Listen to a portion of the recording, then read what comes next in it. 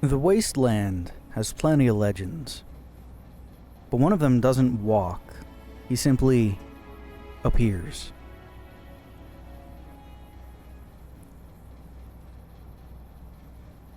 A fedora, a flash of gunfire, and a disappearing act. Every survivor that's encountered him remembers him, the mysterious stranger. The guardian phantom who rescues you at death's door.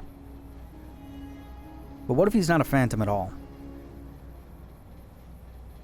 What if the only thing watching over you in the wasteland is strapped to your wrist? Before the bombs fell, Vault-Tec didn't just recruit workers. They recruited the best minds this country had. Extremes in every measure of the word. Good, bad, in between, moral, degenerate, you name it. Vault-Tec brought them in so that they could work every aspect to come to whatever solutions they needed to. One engineer, mentioned only in fragments of internal memos, pursued a single idea. Consciousness doesn't need a body.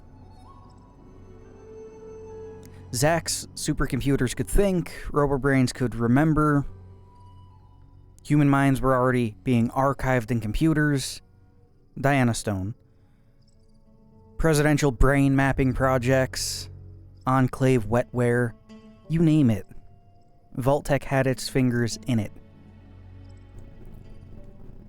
So why couldn't a person's mind be condensed and placed inside of a Pip-Boy?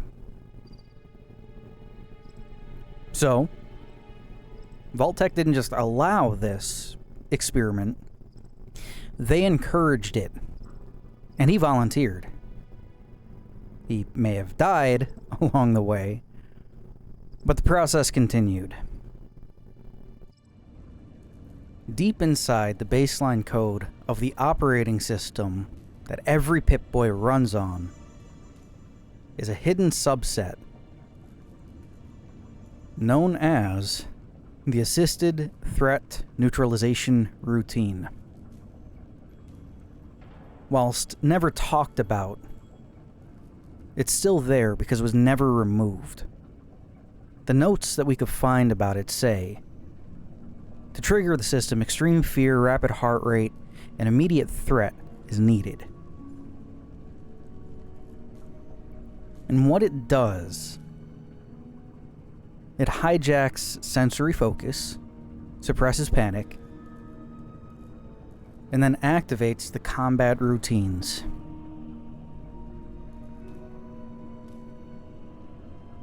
It then inserts an external agent into the user's perception. A hallucinated helper. Not a glitch, but a feature. Now, this idea didn't come from nowhere. This engineer studied human phenomena. This strange thing that happens is referred to as the third man syndrome. When soldiers, sailors, or explorers faced death, and they were alone, their minds created a companion. A watcher, a helper, a guardian. They didn't question it. They simply survived. The stories have repeated for centuries. I slept while someone else was on watch. I felt another man walking behind me, guiding me. I wasn't alone in that foxhole. It's a coping mechanism for unbearable stress. The engineer realized this, and realized that vault dwellers would face the same thing in the wasteland. So he built it into the base code of the Pip-Boy. And he gave the Phantom his face.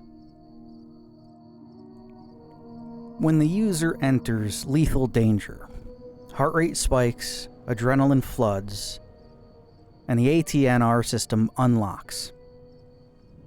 The Pip-Boy focuses the mind, suppressing the panic, suppressing empathy, and generates a hallucination.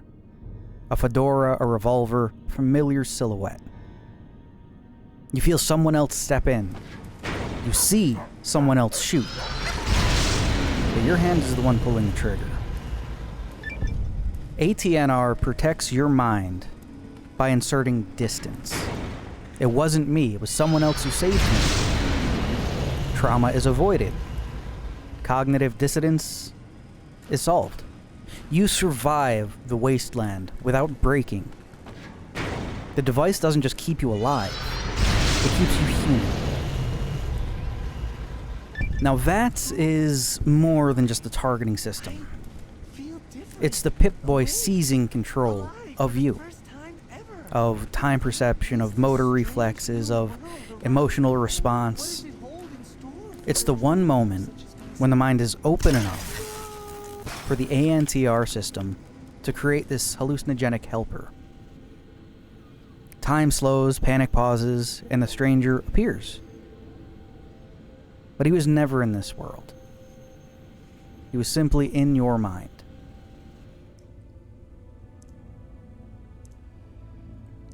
So remember, when the smoke clears and the fedora vanishes, just remember this.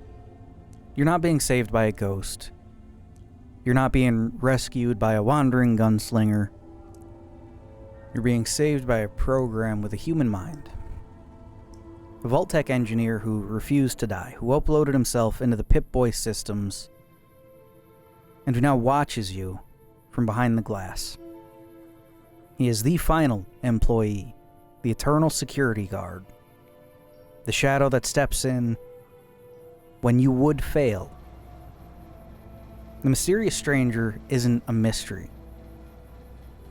He's a part of you that won't let you die. Awoken by a machine, and wearing the memory of a man who refused to be forgotten. I'd like to thank Eric Hewitt and Big O for sticking around. Thanks, guys. Means a lot. If you want to become a member too, link is in the description. See you guys in the next one.